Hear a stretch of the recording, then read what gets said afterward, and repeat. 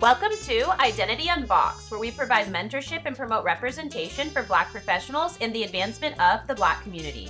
We are seeking guidance from exceptional Black leaders, scholars, and professionals with expertise in their respective fields. We hope to foster a space that promotes authenticity, inclusivity, and restoration for our listeners while exploring the intersection of our personal and professional lives. This project is a culmination of our lived experiences as young Black professionals to transform our life trajectories, to overcome adversity and reach triumph. Our intention is to inspire you on your path to discovering your purpose.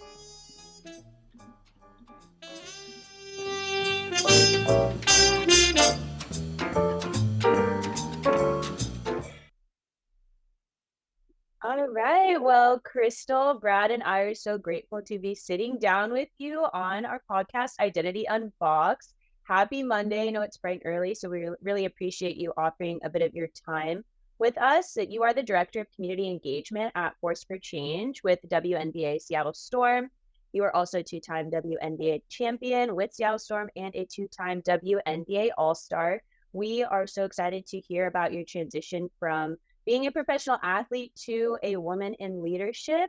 So one of our first questions for you is, during your time playing NCAA Division I basketball at the University of Maryland, you are numerous accolades, including All-American honors and a top 5 ESPN national ranking. You then found success leading a 12-season career in the WNBA, winning the 2018 WNBA National Championship as a two-time WNBA All-Star. Can you provide some insight on your path to pursue a career in professional athletics? And what are some of the challenges that you experienced as you sought this goal? Okay, I will say, I always tell people, basketball wasn't even a huge thing in my family. So I'm a child of Guyanese immigrants. So I'm Caribbean, West Indian, whatever you want to call it, either one.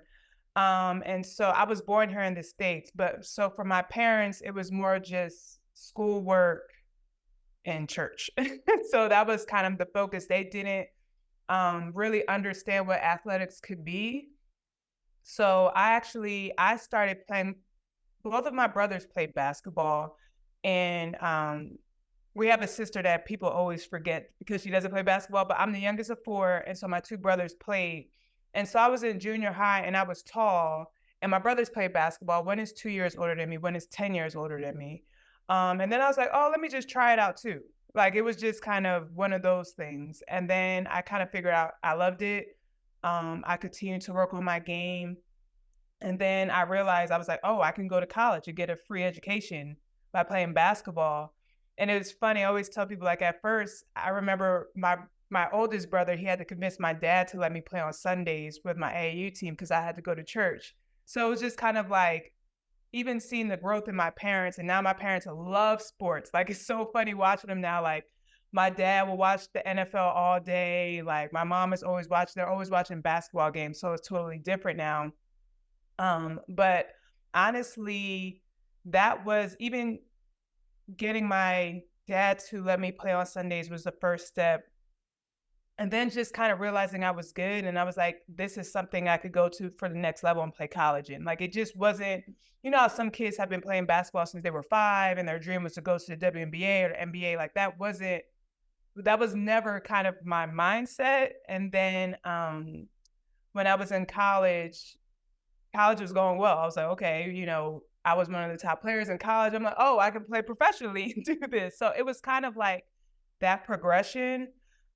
With me playing sports, I would say the biggest challenges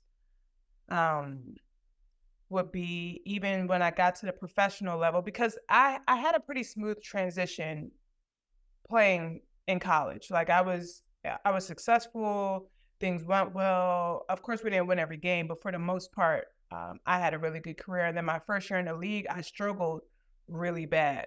Like, it was a difficult transition for me because I had to change some things about my game. I don't want to get too much into like the technical pieces, but I had to I had to grow my game.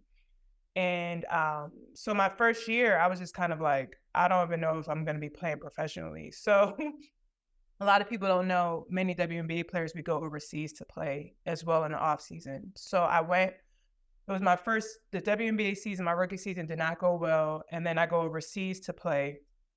And then my overseas coach, it was the part that I needed to expand in my game, because I don't want to get too into it, but it was like I needed to step out and shoot jumpers. I was more so like under the rim, like shooting layups. And because everybody was so big and fast, I couldn't do it anymore at the next level. So when I went overseas, my coach was like, you work on your jump shot, just shoot it. And that like changed everything for me. And like my game expanded. And like the next year I came back in the WNBA and I got most improved because like I changed that much. And then my career was just, you know, it went well. Of course I had ups and downs, but when I look back now at it, you know, I had a tremendous career and I love playing the game. There were always challenges of, I would say, and it's a little different with, there's challenges playing overseas. In certain countries, you might be the only, like my first place I went to play in was Lithuania. I was like one of the only Black people there. So, you know, everybody was welcoming, but it was definitely like a culture shift. So just balancing that, learning how to adjust, learning how to change. That was just always something that it was a challenge somewhat. So I would say that was probably my biggest. I don't know if I'm answering exactly what you wanna Yeah, looking for, but yeah, that was like definitely. kind of like an overview before I get You into like covered, basketball. thank you. Yeah, you covered the question very well. I guess I would ask I guess more details about like if you had any doubts, did you have doubts in that rookie season? Like, do I actually want to play professionally or should I just like find a 9 to 5 or desk job? Yeah, no, for sure. So my rookie year, I was just like, I don't know if this is for me. Like, I don't know if I should be playing. Like, should I be doing something else? I remember like, you know, calling my friend, like kind of crying, like, I think this is the end. Like, it's not working. And I really had to think about like, do I really want to play? I need to change. Like, I need to change something. And when I went overseas, it just really, it changed everything for me. But I was definitely thinking like, you know, maybe basketball isn't going to be my route. I was, you know, there were times I would go overseas and I would do internships. I worked at like a news station. I'm like very big into interior design. So like, I was thinking if that was going to be my route. So it was just like a lot of those things I had in the back of my mind. Yeah, it really does sound like, one thing that we experience in the professional world that I'm sure you do now as the community engagement director for Force4Change is that imposter syndrome, that not feeling good enough, not knowing if, you're going to make it or if you can compare. So it seems like you had similar struggles that a lot of people can relate to, but you proved to be adaptable and you proved that, through your hard work and through just repetition and through practice, that self-doubt can turn into victory in a successful career. I wanted to ask you, I know you're from Queens, New York. So do you think, being born in Queens has anything to do with just that adaptability, that resilience that you bring to the table in your career, both in basketball and beyond? Yeah, I always said I was born in Queens. I was raised in Jersey. So I'm a South Jersey kid. Okay. But no, I definitely feel that and I feel like the way my parents raised me, it was just always like, you were just gonna get it done. Like whatever the change was, like you had to adjust and you had to make it work. Times are hard, things happen that you don't expect, but it's like, how are you gonna respond? And I think um the way my family was, we weren't super communicative or anything like that. We were just I know my family loved me, but we weren't super emotional. It was just kind of seeing, um, like I saw my dad go, because even though we lived in South Jersey, my dad was still working in New York. Like I saw him go to work all the time. Like I saw my parents making sacrifices. Maybe we didn't talk about it, but I just always saw my parents not complaining about things and making things work. So even for me as a leader, when I think about it, the type of leader I was, I led by example more so than by my voice. And it's because of the way I was raised. It was just kind of like show up and do the work and make it work as best as you can. And I really feel like I always say Jersey kids are tough, New York, like similar. But yeah, for sure, for sure. That's so awesome. Do you think you could take us back to the moment when you were drafted to the Washington Mystics in 2008? And what was the most memorable moment about this day for you? I would say I remember it was in Florida, and I was nervous. I wasn't sure where I was gonna go, where I was gonna be drafted. We had a really good draft class.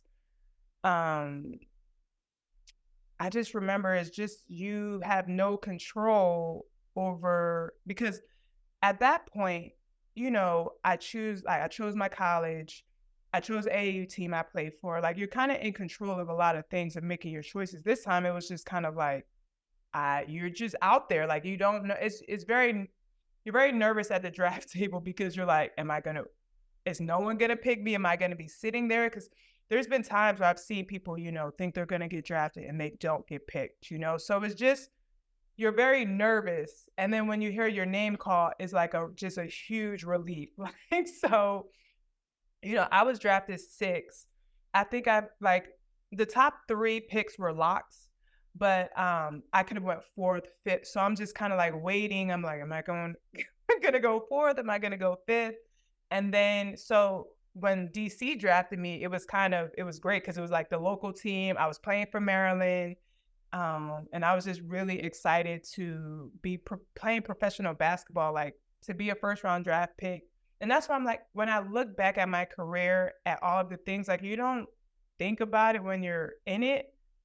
But when I look back, I'm like, I got drafted. My whole family was there. Like I got drafted to the city, like the local team. Like it was just very surreal, but I still didn't realize it at the time. Yeah, I think that really speaks to, I really love how you touched on, you know, growing up and watching your parents, how they didn't complain about much. They just had to go get it out the mud. And I think that's something that a lot of times Black people do. That's how we cope with all the forces going against us, is we can't show too much emotion. You know, we just got to go get it, you know, and this is something we talked about on the podcast, is getting Black folks to a point where they don't just have to survive, but they're thriving. And I think it's amazing that, you know, you can look back now and say, whoa, like I really did that. Because in the moment, you know, when you're focused on surviving and just getting it done, you don't really realize what you're doing or how great you actually are. Oftentimes until later when you can reflect. And so have you just enjoyed kind of reveling in that and just being able to reflect on that and where you came from versus where you are, and say, you know, I really did that. It wasn't even necessarily something I wanted to do since I was 5 years old, like a lot of other kids, but I still put my mind to it and I did that. No, for sure. Especially with retirement. I've had like so much time to reflect and think about my journey and, you know, all the things I've been able to do. And I even, you know, I talk to my parents about it too now because they're retired and they're just like, you know, I feel like they get to reflect. We're happy. We're able to relax and enjoy life. And I think, like you said, for a lot of Black people, you don't get to do that. And just to see, honestly, what basketball has done for me, the position it's put me in now, where I have a freedom, which is huge, that I wouldn't have without basketball. And so, you know, I love the game. It's done so much for me. And, you know, just to be able to think of all the things, like all the places I've been, all the countries that I've lived in, all of like a lot of my closest friends are through basketball, you know, my job now with this store. It's just so many things that I'm extremely grateful for. Because of the because of the talent that I was given, and then also the hard work that was combined with the talent. So, yeah. That's so great. And I'm sure it was so special for your family to see you find success and be able to establish stability for yourself. And I think, it's really powerful to see that you've been able to use your background as a professional athlete to propel your career now with the Storm.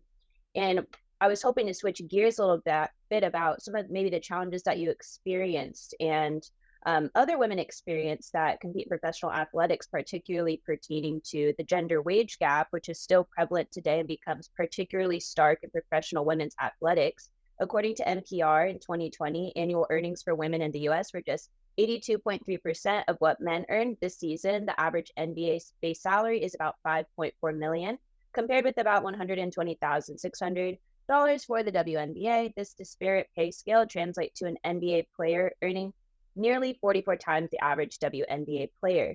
Would you be willing to speak to this topic from your perspective as a Black woman, former professional athlete, and now a leader at Seattle Storm?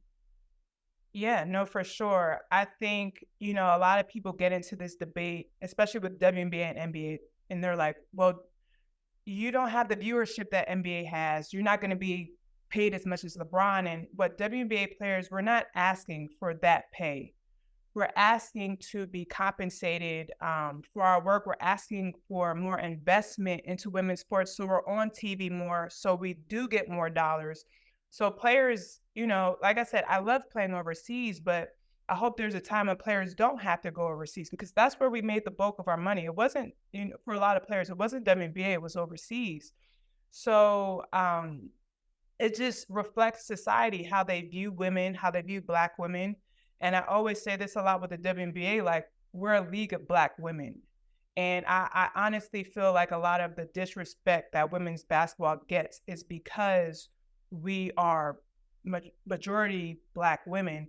And then even, I talked to a soccer player, and it's funny because it's so different, even how they're viewed. They still have the pay gap. They're fighting. We're all fighting. But even the way they're portrayed, it's like, well, these are cute, tiny white girls. And then you have WNBA is big Black women. Like, how do you even feel about saying that? That's what the WNBA is. And I feel like a lot of the disrespect, a lot of the hate that we get is because of that. And people try to act like, oh, they just hate women's sports, but it's a lot deeper, I think, for a lot of people. And I think when people, and now you can see even with women's sports, it's on the rise, like it's growing. But we still have a long way to go. We have a extremely long way to go until we get, women are paid what they deserve, honestly. Yeah.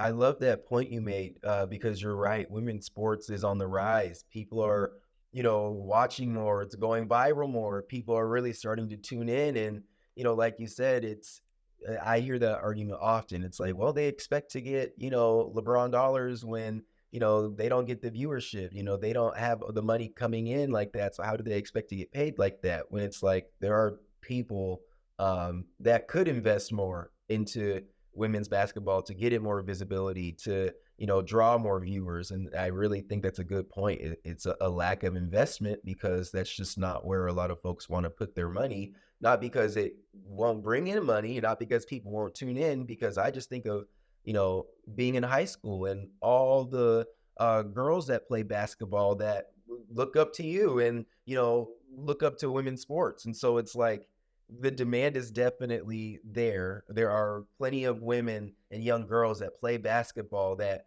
want to see women's basketball go to that level. So then we have to ask the question, why is it not, Why are you not investing? Why? Like, we have to get women's sports on TV more.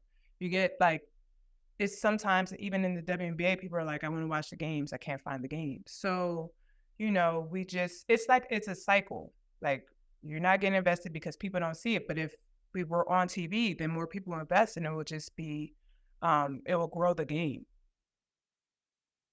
Wow, thank you so much for sharing your perspective there. And I feel like you really brought up a poignant point about the perspective that people have when it comes to identity, right? And you mentioned that, the WNBA, it's majority Black women, and that speaks to something larger in society about, closing that wage gap, particularly when it disproportionately affects Black women. It's very stark. And I think that's just so important for people to think on. It's food for thought. And also, as Brad mentioned about investing in women's sports, we need to look to these people that are putting the licenses, ESPN, right, and all of these other networks to start to amplify women's sports more, because it does come down to where people would like to spend their money too. So I really appreciate that you shared that. Problem.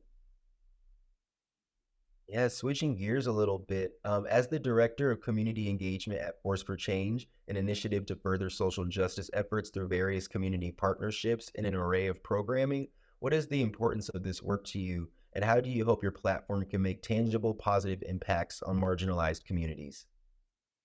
Yeah, so we created Force4Change in 2020. We all know what was going on that year. I was actually still a player. That was my last year playing, actually. And so when we created this platform, we felt like there was a need. There was a need of investment into marginalized communities, communities that have been underserved.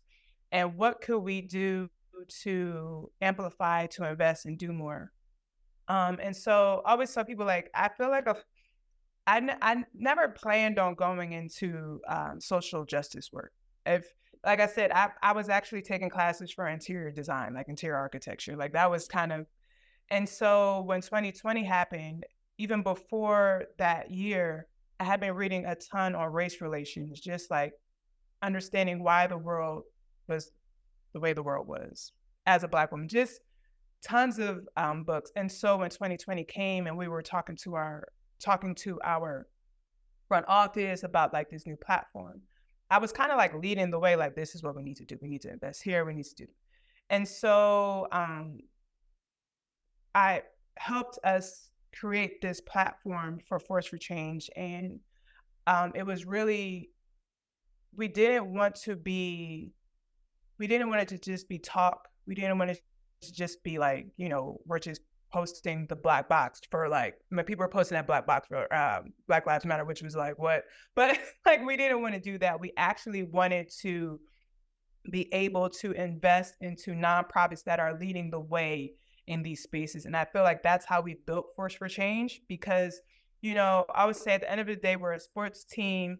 Sometimes we don't know where to put the money. So with Force4Change, we find the nonprofits to invest into, and invest the money into the people who know what to do with it, like youth care. So that was really, it was to create a more equitable society. Like that is straight up what it is. Like we are trying to level the playing field and,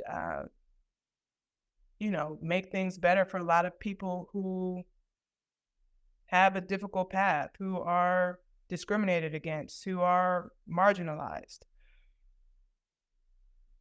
Thank you. I think that's amazing, because a lot of times, just from working in the nonprofit sector, we're the ones doing a lot of on the ground work. But it's very hard to get funding. It's competitive. You got to apply for grants. You got to reach out to different corporations and tell them about your projects we have going on and ask them for money. And it can be very hard. And so the fact that Force4Change is really leading the way and started something amid the racial strife that we were witnessing in 2020, to really give back to the local nonprofits that are making a difference in the community, says a lot. And I was actually wondering if you could touch on that more, just how, if comfortable, how 2020 and the events that occurred with George Floyd, and the murder that we all witnessed on TV and on our phones and everywhere, did that spark something in you? Can you elaborate on that a little more to want to make change? So the way it was a terrible, terrible thing that happened.